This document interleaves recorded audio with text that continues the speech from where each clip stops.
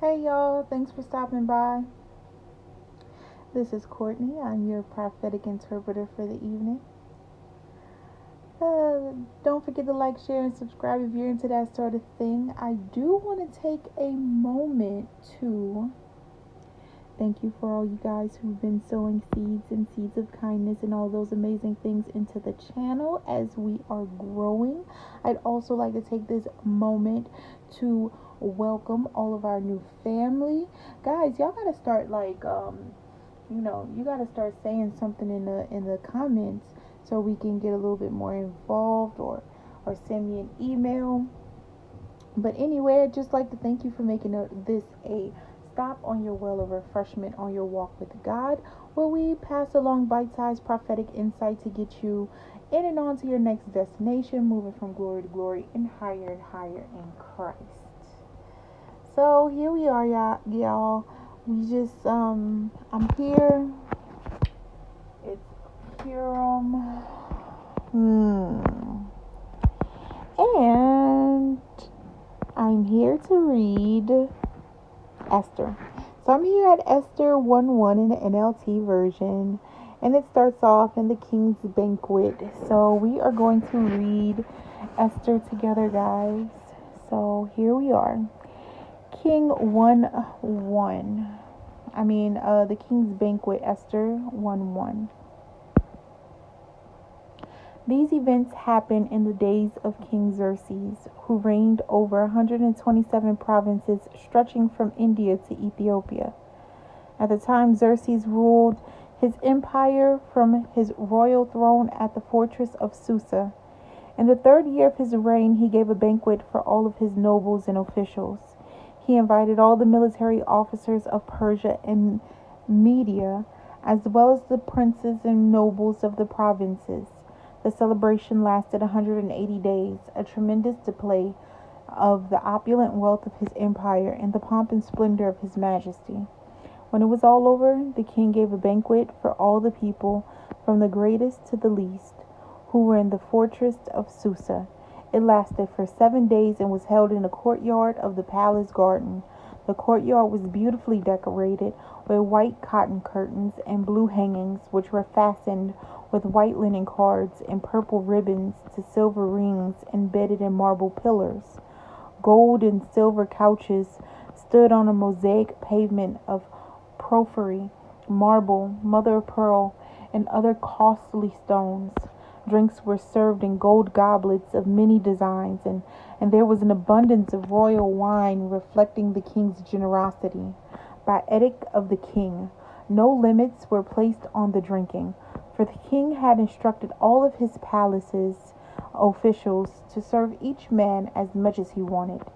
At the same time, Queen Vashti gave a banquet for the women in the royal palace of King Xerxes. On the 7th day of the feast, when King Xerxes was in high spirits because of the wine, he told the 7 eunuchs who attended him, Mehuman, Biztha, Harbona, Bagtha, Agabtha, Zethar, and Carcass, to bring Queen Vashti to him with the royal crown on her head. He wanted the nobles and all the other men to gaze on her beauty, for she was a very beautiful woman. But when they conveyed the king's order to Queen Vashti, she refused to come. This made the king furious, and he burned with anger. He immediately consulted with his wise advisers, who knew all the Persian laws and customs, for he always asked their advice. The names of these men were Karshina, Shathar, Admatha, Tarshish, Meres, Marsina, and Mumukin, 7 nobles of Persia and Media. They met with the king regularly and held the highest positions in the empire. What must be done to Queen Vashti? The king demanded. What penalty does the law provide for a queen who refuses to obey the king's orders properly sent through his eunuchs? Mumikin answered the king and his nobles. Queen Vashti has wronged not only the king, but also every noble and citizen throughout your empire. Women everywhere will begin to despise their husbands when they learn that Queen Vashti has refused to appear before the king. Before this day is out, the wives of all the king's nobles throughout Persia and Media will hear what the queen did and will start treating their husbands the same way. There will be no end to their contempt and anger. So if it please the king, we suggest that you issue a written decree, a law of the Persians and the Medes that cannot be revoked. It should order that Queen Vashti be forever banished from the presence of King Xerxes, and that the king should choose another queen more worthy than she. When this decree is published throughout the king's vast empire, husbands everywhere, whatever their rank, will receive proper respect from their wives. The king and his noble thought this made good sense, so he followed Mimikin's counsel. He sent letters to all parts of the empire, to each province in its own script and language, proclaiming that every man should be the ruler of his own home and should say whatever he pleases.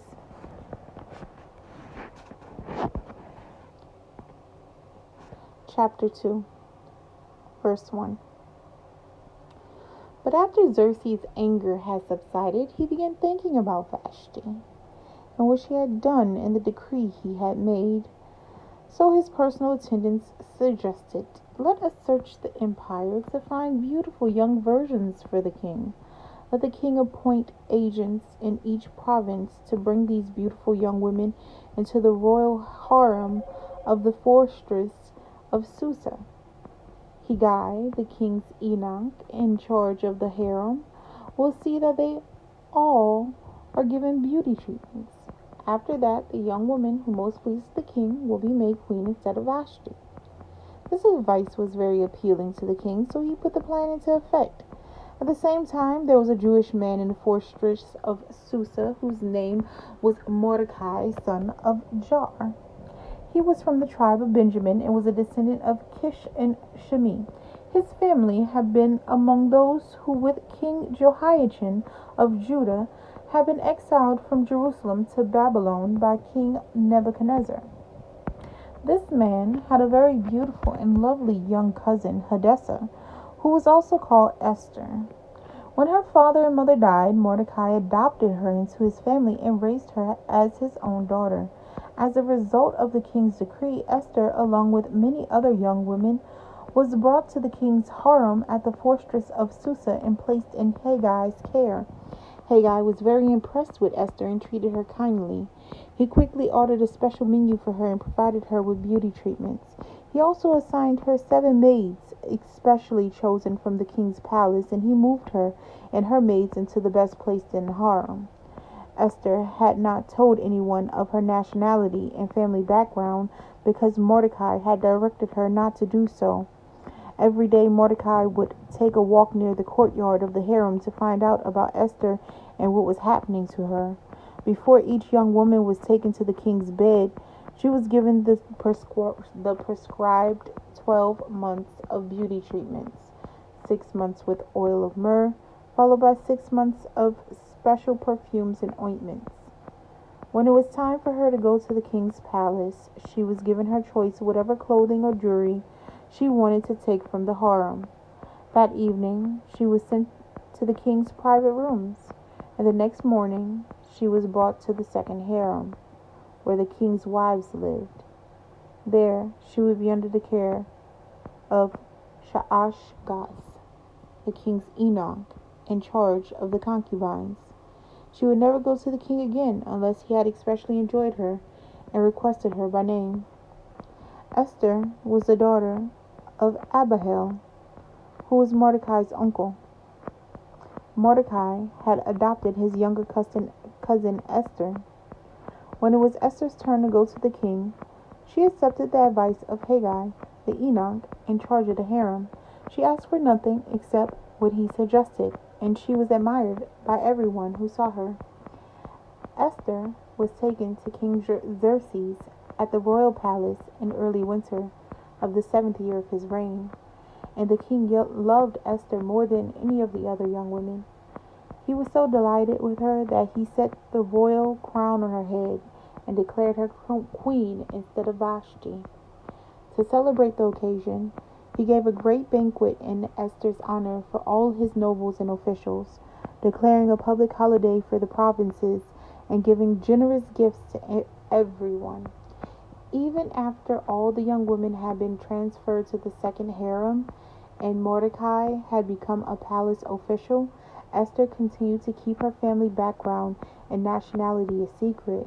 She was still following Mordecai's directions, just as she did when she lived in his home. One day, as Mordecai was on duty at the king's gate, two of the king's eunuchs, Bethania and Teresh, who were guards at the door of the king's private quarters, became angry at King Xerxes and plotted to assassinate him.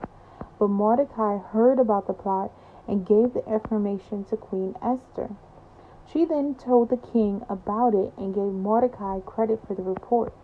When an investigation was made and Mordecai's story was found to be true, the two men were impaled on a sharpened pole. This was all recorded in the book of the history of King Xerxes' reign. Chapter 3, verse 1.